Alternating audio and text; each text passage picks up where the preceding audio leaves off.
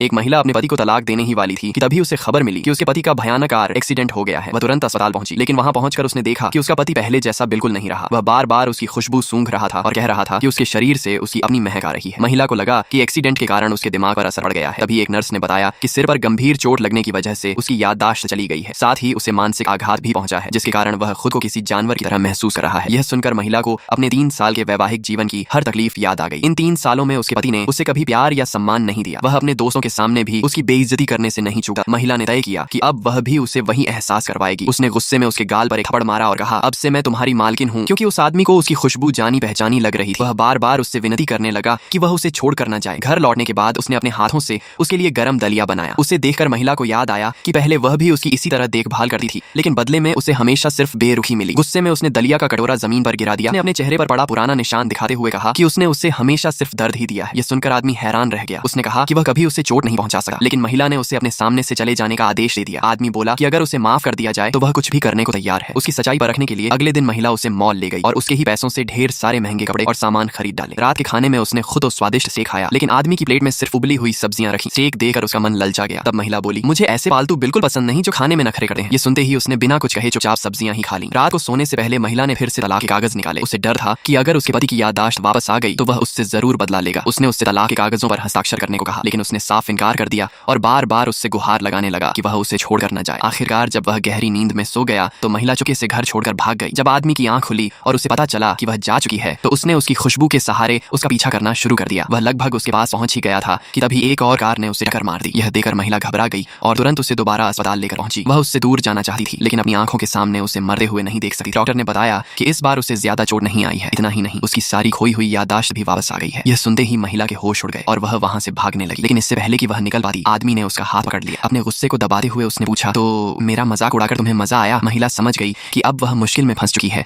क्योंकि वह अपने पति के बदले लेने वाले स्वभाव को अच्छी तरह जानती थी। कुछ देर बाद वह उसे वापस घर ले आया। महिला डर के मारे कांप रही थी। उसने तुरंत माफी मांगते हुए कहा कि उसे उसके साथ किसी पालतू जानवर जैसा व्यवहार करने का कोई अधिकार नहीं था। बात ने उसे सबसे ज्यादा चोट पहुंचाई वह यह थी कि उसकी पत्नी शुरू से ही उससे तलाक लेना चाहती थी। वह उसे कड़ी सजा देना चाहता था, लेकिन जैसे ही उसने उसकी आंखों में आंसू देखे उसका सारा गुस्सा धीरे धीरे पिघलने लगा।